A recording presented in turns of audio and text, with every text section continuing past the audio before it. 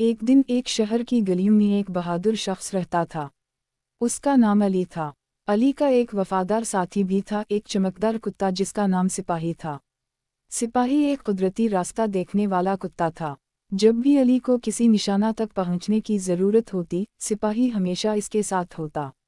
ایک دن شہر میں دھماکہ ہوا، ایک بڑی آگ لگ گئی اور لوگ بہک کر بھاگنے لگے۔ علی نے سمجھا کہ اس کی مدد کرنے کا وقت آ گیا ہے۔ سپاہی کے ساتھ علی نے آگ کی طرف بڑھنا شروع کیا۔ آگ کی شہرت سے سپاہی کا دل بہت گھبرا گیا۔ اس نے علی کو پیچھے کھینچا، لیکن علی نے اسے روکا اور کہا، ہمیں مدد کرنی ہے سپاہی۔ سپاہی نے علی کی بات مان لی اور دونوں نے مل کر لوگوں کو آگاہ کیا اور ان کو بچانے کی کوشش کی۔ ان کی بہادری نے دھماکے کو روک دیا اور شہر کو نقصان سے بچا لیا۔ اس واقعہ کے بعد شہر والوں نے علی اور سپاہی کو بڑی شہرت دی۔ لوگ ان کی دلیری اور وفاداری کی باتیں کرتے تھے۔